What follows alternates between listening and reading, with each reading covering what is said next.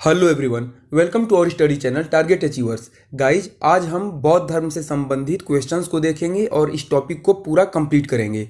इसके पहले दो वीडियोस देख चुके हैं जो कि एंशिएंट हिस्ट्री के थे, तो जिसमें हम सिंधु घाटी सभ्यता और वैदिक सभ्यता को पढ़ चुके हैं। अब 600 ईस्वी पूर्व के बाद गौतम बुद्ध का जन्म होता है, तो बौद्ध धर्म का शुरुआत होता है 600 ईस्वी पूर्व के बाद। ठीक है, तो अब हम गौतम बुद्ध से संबंधित जितने भी क्वेश्चन हैं, बौद्ध धर्म से संबंधित जितने भी क्वेश्चन हैं उनको देखेंगे।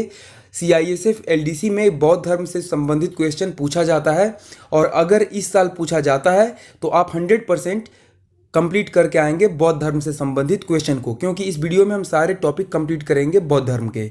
और दोस्तों, अगर आपके दोस्त कोई भी साथी LDC का एग्ज़ाम देना चाहते हैं तो उनके साथ इस वीडियो को जरूर शेयर करें ताकि उन्हें भी इसका बेनिफिट मिल सके। ठीक है, तो चलिए हम वीडियो शुरू करते हैं। यहाँ पर हम क्वेश्चन से शुरू करेंगे। तो क्वेश्चन नंबर 1 देखते हैं, बौद्ध धर्म के संस्थापक कौन हैं? तो बौद्ध धर्म के संस्थापक हैं, सिंपल सी बात है कि गौतम बुद्ध हैं बौद्ध धर्म के संस्थापक। ठीक है, बौद्ध धर्म के संस्थापक गौतम बुद्ध हैं। इसके बाद क्वेश्चन नंबर 2, एशिया का ज्योतिपुंज यानी लाइट ऑफ एशिया किसे कहा जाता है? तो लाइट ऑफ एशिया यानी कि एशिया का ज्योतिपुंज जो है यह गौतम बुद्ध को कहा जाता है। ठीक है, गौतम बुद्ध को लाइट ऑफ एशिया कहा जाता है। चलिए क्वेश्चन नंबर 3 है, गौतम बुद्ध का जन्म कब और कहाँ हुआ था? तो गौतम बुद्ध का जो जन्म था यह 563 ईस्वी पूर्व में, 600 ईस्वी पूर्व जो था तब तक वैदिक सभ्यता थी, और इसके बाद 563 ईस्वी पूर्व में 563 ईस्वी पूर्व में कपिल वस्तु के लुम्बिनी नामक स्थान पर गौतम बुद्ध का जन्म हुआ था। और यह जो कपिल वस्तु में लुम्बिनी है यह नेपाल देश में पड़ता है। आज के डेट में नेपाल में है कपिल वस्तु के अंदर लुम्बिनी। ठीक है, तो यहाँ पर गौतम बुद्ध का जन्म हुआ था। क्वेश्चन नंबर 4 देखते हैं, गौतम बुद्ध के पिता कौन थे? तो जो गौतम बुद्ध के पिता थे वो थे शुद्धोधन नाम था उनका, और शाक्य गण के मुखिया थे वो। ठीक है, शाक्य एक कुल था जिसके वो मुखिया थे, हेड थे। चलिए क्वेश्चन नंबर 5 देखते हैं, गौतम बुद्ध के माता का क्या नाम था? तो गौतम बुद्ध के माता का नाम था माया देवी। ठीक है, माया देवी नाम था गौतम बुद्ध के माता का नाम। और इनकी माता जो थी माया देवी, इनकी मृत्यु हो गई थी गौतम बुद्ध के जन्म के 7वें दिन। मतलब गौतम बुद्ध जन्म पैदा हुए उसके 7वें दिन इनकी माता माया देवी की मृत्यु हो गई, और इनका लालन पालन जो है इनकी सौतेली माँ प्रजापति गौतमी की थी। ठीक है, इनका लालन पालन प्रजापति गौतमी इनकी सौतेली माँ ने किया था, और इन्होंने इनके माँ से भी बढ़कर सेवा किया था, कहीं भी इनको अपने सगे पुत्र से कम प्यार नहीं दिया। चलिए क्वेश्चन नंबर हम 6 देखते हैं, गौतम बुद्ध के बचपन का नाम क्या था? तो गौतम बुद्ध के बचपन का नाम था सिद्धार्थ। ये बचपन से ही बहुत ही दयालु किस्म के व्यक्ति थे सिद्धार्थ, और यह आगे चलकर गौतम बुद्ध कहलाए। चलिए आगे देखते हैं क्वेश्चन नंबर 7, गौतम बुद्ध का विवाह किसके साथ हुआ था? तो गौतम बुद्ध का विवाह जो हुआ था वह 16 वर्ष की अवस्था में यशोधरा के साथ हुआ था। इनकी शादी 16 वर्ष में हो गई थी, और जिनसे इनकी शादी हुई थी उनका नाम था यशोधरा। चलिए क्वेश्चन नंबर 8 देखते हैं, गौतम बुद्ध के पुत्र का क्या नाम था? तो गौतम बुद्ध के पुत्र का नाम था राहुल। गौतम बुद्ध के पुत्र का नाम था राहुल। चलिए क्वेश्चन नंबर 9 देखते हैं, सिद्धार्थ जब कपिल वस्तु की सैर पर निकले तो उन्होंने किन किन चीज़ों को देखा जिससे उनके जीवन पर बहुत बड़ा प्रभाव पड़ा? तो जब सिद्धार्थ कपिल वस्तु की सैर पर निकले तो उन्होंने 4 चीज़ें देखी थी। देखिए हम देख लेते हैं क्या क्या चीज़ें थी। तो वो 4 चीज़ें थी, पहला बूढ़ा व्यक्ति, दूसरा था एक बीमार व्यक्ति, तीसरा देखा था उन्होंने शव यानी कि लाश, और चौथा देखा था एक सन्यासी। ये चारों चीज़ें जब देखी गौतम बुद्ध ने पहली बार, तो इसके बाद इनके जीवन पर इतना प्रभाव पड़ा कि यह सन्यासी रूप धारण करने के लिए मजबूर हो गए। अब इन्हें पता चल गया कि जो दुनिया है यह कष्टों से भरा हुआ है, और यहाँ पर अंत में इन्हीं चारों चीज़ों से गुजरना होता है। इसलिए इन्होंने सारे सुख दुख को त्याग कर दिया और सन्यासी बन गए। चलिए क्वेश्चन नंबर 10 देखते हैं, सांसारिक समस्याओं से व्यथित होकर सिद्धार्थ ने कितने वर्ष की अवस्था में गृह त्याग किया? तो जो सिद्धार्थ थे यानी गौतम बुद्ध थे, उन्होंने 29 वर्ष की अवस्था में गृह त्याग कर दिया, यानी अपने घर को छोड़ दिया। तो गौतम बुद्ध के गृह त्याग को बौद्ध धर्म में महाभिनिष्क्रमण कहा जाता है। देखिए, यह क्वेश्चन पूछा जाता है कि गौतम बुद्ध के गृह त्याग को क्या कहा जाता है। तो गौतम बुद्ध ने जो गृह त्याग किया था उसको महाभिनिष्क्रमण कहा जाता है बौद्ध धर्म के अंतर्गत। चलिए क्वेश्चन नंबर 11 देखते हैं। गौतम बुद्ध के पहले गुरु कौन थे? तो गौतम बुद्ध के पहले गुरु जो थे वह थे अलार कलाम। अलार कलाम गौतम बुद्ध के पहले गुरु थे। गृह त्याग करने के बाद सिद्धार्थ ने वैशाली के अलार कलाम से सांख्य दर्शन की शिक्षा ग्रहण की थी। हमने पढ़ा था कि जो सांख्य दर्शन है इसके प्रतिपादक थे महर्षि कपिल। वही सांख्य दर्शन जो कि उपनिषद में शामिल है। 6 दर्शन थे उपनिषद के अंतर्गत, जिसमें कि एक सांख्य दर्शन था। इसी सांख्य दर्शन की शिक्षा अलार कलाम ने गौतम बुद्ध को दी थी, यानी सिद्धार्थ को दी थी। चलिए क्वेश्चन नंबर 12 देखते हैं, 12 देखते हैं। अलार कलाम के बाद सिद्धार्थ ने किससे शिक्षा ग्रहण की? तो अलार कलाम से जब शिक्षा ग्रहण कर लिए उसके बाद गौतम बुद्ध ने यानी सिद्धार्थ ने राजगीर के रुद्रक रामपुत्र से शिक्षा ग्रहण की थी। राजगीर के रुद्रक रामपुत्र से शिक्षा ग्रहण की थी। चलिए क्वेश्चन नंबर 13 देखते हैं। कितने वर्षों के कठिन तपस्या के बाद सिद्धार्थ को ज्ञान की प्राप्ति हुई? तो सिद्धार्थ ने 6 साल तक कठिन तपस्या किया, बिना अन्न जल के तपस्या किया। तो 6 साल के बाद उनको ज्ञान की प्राप्ति हुई, यानी कि उन्होंने 29 साल की अवस्था में गृह त्याग कर दिया और 6 साल तपस्या किया, यानी कि 29 6 35 वर्ष की अवस्था में उनको ज्ञान की प्राप्ति हुई थी। चलिए क्वेश्चन नंबर हम 14 देखते हैं। सिद्धार्थ को किस स्थान पर ज्ञान की प्राप्ति हुई? तो सिद्धार्थ को बिहार के बोध गया में निरंजना, जिसे कि फल्गु नदी बोलते हैं, इसी नदी के किनारे पीपल वृक्ष के नीचे ज्ञान की प्राप्ति हुई थी। देखिए, यहाँ पर हमने पीपल वृक्ष पढ़ा है, लेकिन कभी कभी एग्जामिनर क्या करता है कि ऑप्शन में पीपल का वृक्ष ना देके वट वृक्ष या फिर बोधि वृक्ष का नाम दे देता है। तो अगर पीपल का वृक्ष ना हो ऑप्शन में, तो अगर वट वृक्ष दिया हो तो वट वृक्ष को आप टिक लगा कर आएंगे, या फिर अगर बोधि वृक्ष दिया हो तो बोधि वृक्ष को टिक लगा कर आएंगे। ठीक है। और ज्ञान प्राप्ति के बाद सिद्धार्थ बुद्ध के नाम से जाने गए। जब ज्ञान की प्राप्ति हो गई तो सिद्धार्थ को बुद्ध के नाम से जाना जाने लगा, और वह स्थान जहां पर उन्होंने ज्ञान की प्राप्ति की थी उसे बोध गया कहा जाने लगा। चलिए क्वेश्चन नंबर 15 देखते हैं। बुद्ध ने अपना प्रथम उपदेश कहाँ दिया था? तो गौतम बुद्ध ने अपना पहला उपदेश सारनाथ में दिया था। यह सारनाथ उत्तर प्रदेश के वाराणसी में स्थित है। यहीं सारनाथ में उन्होंने अपना पहला उपदेश दिया था, और इस उपदेश को धर्म चक्र प्रवर्तन बोलते हैं। धर्म चक्र प्रवर्तन, ठीक है, धर्म चक्र प्रवर्तन बोलते हैं गौतम बुद्ध के पहले उपदेश को, जो कि सारनाथ में दिया गया था। क्वेश्चन नंबर 16 है, गौतम बुद्ध के प्रथम उपदेश को बौद्ध ग्रंथों में क्या कहा गया है? तो यही क्वेश्चन मैं बता रहा था कि इसे धर्म चक्र प्रवर्तन कहा गया है। ठीक है, जो पहले उपदेश को, जो गौतम बुद्ध ने पहला उपदेश सारनाथ में दिया था, उसे धर्मचक्र प्रवर्तन कहा गया है। चलिए क्वेश्चन नंबर 17 है, गौतम बुद्ध ने अपना उपदेश जनसाधारण की किस भाषा में दिए? यानी कि गौतम बुद्ध ने जो उपदेश दिए थे वह ऐसे भाषा में दिए जिसे कि पब्लिक आसानी से समझ सके। तो वह जनसाधारण की भाषा जो थी वह थी पाली, यानी गौतम बुद्ध ने पाली भाषा में अपना उपदेश दिया था। चलिए क्वेश्चन नंबर 18 है, गौतम बुद्ध ने अपने सर्वाधिक उपदेश कहाँ दिए? तो गौतम बुद्ध ने अपना सर्वाधिक उपदेश यानी कि सबसे ज़्यादा उपदेश दिया था कोसल देश की राजधानी श्रावस्ती में। ये जो श्रावस्ती है यहीं पर उन्होंने सबसे ज़्यादा उपदेश दिया था, जो कि कोसल देश की राजधानी थी। चलिए क्वेश्चन नंबर 19 देखते हैं, गौतम बुद्ध के समकालीन शासक कौन कौन थे?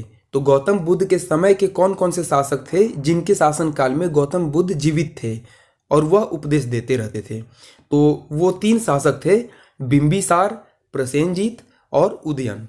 ये 3 शासक थे गौतम बुद्ध के समकालीन। चलिए क्वेश्चन नंबर 20 देखते हैं, गौतम बुद्ध की मृत्यु कब और कहाँ हुई थी? तो गौतम बुद्ध की मृत्यु जो हुई थी यह 483 ईस्वी पूर्व में कुशीनारा में हुई थी। कुशीनारा को ही कुशीनगर भी बोलते हैं, तो यहीं पर हुई थी। यह कुशीनगर या फिर कुशीनारा देवरिया में उत्तर प्रदेश में स्थित है, उत्तर प्रदेश के देवरिया में स्थित है। ठीक है, और इनकी मृत्यु जो हुई थी यह चुंद द्वारा अर्पित भोजन के बाद हो गई थी। चुंद जो थे यह गौतम बुद्ध के ही अनुयायी थे और इन्होंने ही उन्हें अपने निमंत्रण पर बुलाया था और उनके भोजन के बाद गौतम बुद्ध की मृत्यु हो गई थी। चलिए क्वेश्चन नंबर 21 देखते हैं। गौतम बुद्ध की मृत्यु को बौद्ध धर्म में क्या कहा गया है? तो गौतम बुद्ध की मृत्यु को बौद्ध धर्म में महापरिनिर्वाण कहा गया है। गौतम बुद्ध की जो मृत्यु हुई थी उसे महापरिनिर्वाण के नाम से जाना जाता है। चलिए क्वेश्चन नंबर 20 देखते हैं। बौद्ध धर्म के बारे में हमें सर्वाधिक ज्ञान कहाँ से प्राप्त होता है? तो बौद्ध धर्म के बारे में हमें सबसे ज़्यादा ज्ञान जो प्राप्त होता है यह पाली त्रिपिटक से होता है। यानी कि जो त्रिपिटक ग्रंथ था यह पाली भाषा में लिखा गया था, इससे ही हमें बौद्ध धर्म के बारे में जानकारी मिलता है। चलिए क्वेश्चन नंबर 23 है। गौतम बुद्ध ने निर्वाण शब्द का प्रयोग किसके लिए किया है? यानी कि जो निर्वाण शब्द है इसका अर्थ क्या होता है, इसे ही हमें बताना है। तो इसका अर्थ होता है तृष्णा को क्षीण हो जाने की अवस्था को बुद्ध ने निर्वाण कहा है। यानी कि तृष्णा मतलब होता है किसी चीज़ की लालसा, इच्छा, और क्षीण मतलब कि उस इच्छा की समाप्ति हो जाए, क्षीण हो जाए, यानी कि इच्छा की समाप्ति हो जाए, उसे ही बोलते हैं निर्वाण। निर्वाण बौद्ध धर्म का परम लक्ष्य है, जिसका अर्थ है दीपक का बुझ जाना, अर्थात जीवन मरण चक्र से मुक्त हो जाना, किसी चीज़ का लालच, मोह माया त्याग देना, मोह माया खत्म हो जाना। ठीक है, चलिए क्वेश्चन नंबर 24 देखते हैं। विश्व दुखों से भरा है का सिद्धांत बुद्ध ने कहाँ से लिया? जो विश्व है यह दुखों से भरा हुआ है, यह सिद्धांत गौतम बुद्ध ने कहाँ से लिया था? तो यह सिद्धांत लिया था उपनिषद से। आपको अभी पिछले ही कुछ देर पहले बताया था कि गौतम बुद्ध ने सांख्य दर्शन की शिक्षा ली थी आलार कलाम से, तो उसी में उपनिषद से ही सांख्य दर्शन की शिक्षा ली थी, और उसी सांख्य दर्शन में बताया गया था कि जो विश्व है यह दुखों से भरा हुआ है। चलिए क्वेश्चन नंबर 25 देखते हैं। बौद्ध धर्म के त्रिरत्न कौन कौन से हैं? तो बौद्ध धर्म के त्रिरत्न जो हैं यह हैं बुद्ध, धम्म एवं संघ। बुद्ध, धम्म एवं संघ बौद्ध धर्म के त्रिरत्न हैं। चलिए क्वेश्चन नंबर 26 है। बौद्ध संघ में सम्मिलित होने के लिए न्यूनतम आयु सीमा क्या थी? तो बौद्ध संघ में सम्मिलित होने के लिए सबसे कम जो आयु सीमा होनी चाहिए, यानी कि जो न्यूनतम आयु सीमा थी वह थी 15 वर्ष। यानी 15 वर्ष से कम उम्र के लोग बौद्ध संघ में शामिल नहीं हो सकते थे। ठीक है, और 15 वर्ष की अवस्था जैसे ही वो क्रॉस कर लेते हैं वो बौद्ध संघ में शामिल हो सकते थे। चलिए क्वेश्चन नंबर 27 है। बौद्ध संघ में शामिल होने को क्या कहा जाता था? यानी कि बौद्ध संघ में शामिल होने की प्रथा जो थी उसे क्या कहते थे? तो उसे कहते थे उपसंपदा। बौद्ध संघ में शामिल होने को उपसंपदा कहते थे। क्वेश्चन नंबर 28 है। गौतम बुद्ध के पूर्व जन्म संबंधी कथाएं किस ग्रंथ में हैं? यानी कि गौतम बुद्ध के अलग अलग जन्म हुए हैं, पुनर्जन्म हुए हैं, उनकी कथाएं किस ग्रंथ में शामिल हैं? तो इसका आंसर हो जाएगा जातक कथा। जातक कथा में ही गौतम बुद्ध के अलग अलग जन्मों के बारे में कहानी के रूप में बताया गया है। चलिए क्वेश्चन नंबर 29 है। सर्वाधिक बुद्ध मूर्तियों का निर्माण किस शैली के अंतर्गत किया गया है? तो सबसे ज़्यादा बुद्ध मूर्तियों का निर्माण गांधार शैली के अंतर्गत किया गया है, लेकिन बुद्ध की प्रथम मूर्ति जो बनी थी वह संभवतः मथुरा कला के अंतर्गत बनी थी।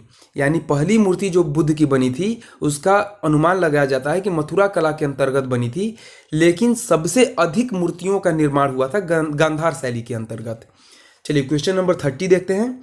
त्रिपिटक ग्रंथ किस धर्म से संबंधित है? तो जो त्रिपिटक ग्रंथ है यह संबंधित है बौद्ध धर्म से। त्रिपिटक ग्रंथ बौद्ध धर्म से संबंधित है। क्वेश्चन नंबर 31 है। मिलिंद पन्हो राजा मिलिंद और किस बौद्ध भिक्षु के मध्य संवाद के रूप में है? जो मिलिंद पन्हो पुस्तक है यह राजा मिलिंद और किस बौद्ध भिक्षु के संवाद यानी बातचीत के ऊपर लिखी गई है? तो वो थे नागसेन। नागसेन और राजा मिलिंद के संवाद के ऊपर मिलिंद पन्हो पुस्तक लिखी गई है। चलिए क्वेश्चन नंबर 32 है। बौद्ध धर्म तथा जैन धर्म दोनों ही विश्वास करते हैं कि, यानी कि बौद्ध धर्म और जैन धर्म दोनों ही किस बात पर एकमत हैं? तो इसका आंसर हो जाएगा कर्म तथा पुनर्जन्म के सिद्धांत सही हैं। यानी कि बौद्ध धर्म और जैन धर्म दोनों का मानना है कि कर्म यानी जो हम कर्म करते हैं और पुनर्जन्म के सिद्धांत जो हैं ये दोनों सही हैं। यानी कर्मों के आधार पर ही पुनर्जन्म होता है और पुनर्जन्म में हमें पिछले जन्म के कर्मों के हिसाब से ही भरपाई करना होता है। चलिए क्वेश्चन नंबर 33 है। भारत में सबसे बड़ा बौद्ध स्तूप कहाँ है? तो सबसे बड़ा बौद्ध स्तूप जो है यह भारत में सांची का स्तूप है, जो कि मध्य प्रदेश के भोपाल में स्थित है, और इस स्तूप का निर्माण राजा अशोक ने करवाया था। ठीक है, चलिए क्वेश्चन नंबर हम 34 देखते हैं। किस शासक ने बौद्धों के लिए विख्यात विक्रमशिला विश्वविद्यालय की स्थापना की थी? किस शासक ने बौद्धों के लिए विख्यात विक्रमशिला विश्वविद्यालय की स्थापना की थी? तो ये किया था धर्मपाल ने। धर्मपाल ने बौद्धों के लिए विक्रमशिला विश्वविद्यालय की स्थापना की थी। चलिए क्वेश्चन नंबर 35 है। बौद्ध धर्म ग्रहण करने वाली प्रथम महिला कौन थी? तो बौद्ध धर्म ग्रहण करने वाली प्रथम महिला जो थी वह उनकी माता थी महाप्रजापति गौतमी। उनकी जो सौतेली माँ थी वही थी महाप्रजापति गौतमी। चलिए अब हम कुछ महत्वपूर्ण बातों को जान लेते हैं जो कि बौद्ध धर्म से संबंधित है और यह एग्जाम पॉइंट ऑफ व्यू से बहुत ज़्यादा महत्वपूर्ण है, तो इनको आप याद रखिएगा और समझने का कोशिश कीजिएगा। यहाँ पर बुद्ध के जीवन से जुड़े कुछ प्रतीक हैं और इन प्रतीकों को बार बार एग्जाम में पूछा जाता है, तो इन्हें जानना आपके लिए बहुत ही ज़्यादा ज़रूरी है। ठीक है, तो चलिए इनको हम जान लेते हैं। हाथी जो है यह प्रतीक है किस चीज़ का? बुद्ध के गर्भ में आने का प्रतीक है। गौतम बुद्ध जब अपनी माता के गर्भ में आए थे तो उसका प्रतीक माना जाता है हाथी। इसके बाद हम देखते हैं कमल। जो कमल है यह जन्म का प्रतीक है। जब गौतम बुद्ध पैदा हुए थे यानी सिद्धार्थ पैदा हुए थे तो उनका प्रतीक माना जाता है कमल। इसके बाद जो सांड है, सांड यानी कि जो गाय का मेल वर्जन होता है वह सांड, यह यौवन का प्रतीक है, यानी कि गौतम बुद्ध के जवान युवावस्था का प्रतीक है सांड। गौतम बुद्ध के गृह त्याग का प्रतीक है घोड़ा। जो घोड़ा है यह गौतम बुद्ध के गृह त्याग का प्रतीक है। और गृह त्याग को क्या बोलते हैं? गृह त्याग को बोलते हैं महाभिनिष्क्रमण, तो इसका प्रतीक है घोड़ा। पीपल है गौतम बुद्ध के ज्ञान का प्रतीक, क्योंकि ज्ञान जो प्राप्त हुआ था गौतम बुद्ध को यह पीपल के वृक्ष के नीचे हुआ था, तो पीपल को ज्ञान का प्रतीक माना जाता है। जो पद चिन्ह है यह निर्वाण का प्रतीक है और स्तूप जो है यह मृत्यु का प्रतीक है। देखिए निर्वाण और मृत्यु अलग अलग चीज़ें हैं। जो निर्वाण है यह गौतम बुद्ध को चुंद के द्वारा जो भोजन दिया गया था उसके बाद प्राप्त हुआ था, तो उसे पद चिन्ह के द्वारा दर्शाया जाता है। यानी जो पद चिन्ह है यह इनके निर्वाण का प्रतीक है। और मृत्यु यानी कि जब निर्वाण प्राप्त कर लेते हैं गौतम बुद्ध तो उनके हड्डियों को कई भागों में बांटकर अलग अलग स्तूपों में रख दिया गया है, तो उन स्तूपों को ही मृत्यु का प्रतीक माना जाता है।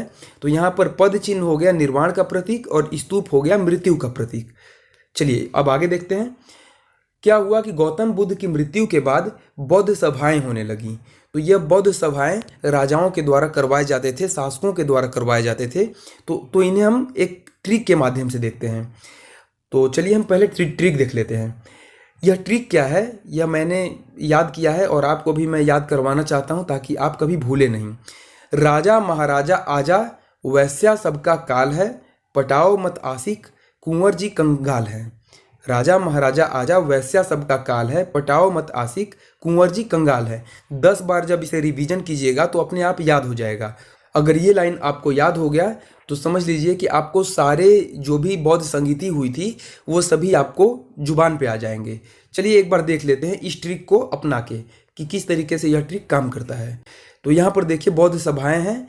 तो पहला बौद्ध सभा है, प्रथम बौद्ध संगीति है 483 ईस्वी पूर्व में। तो यहाँ पर ईस्वी मायने नहीं रखता है क्योंकि यह रेयरली ही पूछा जाएगा, ज़्यादातर पूछा ही नहीं जाता।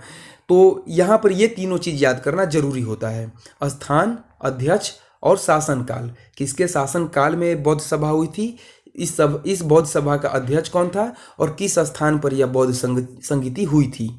तो यहाँ पर हमने ट्रिक याद किया था, राजा महाराजा आजा।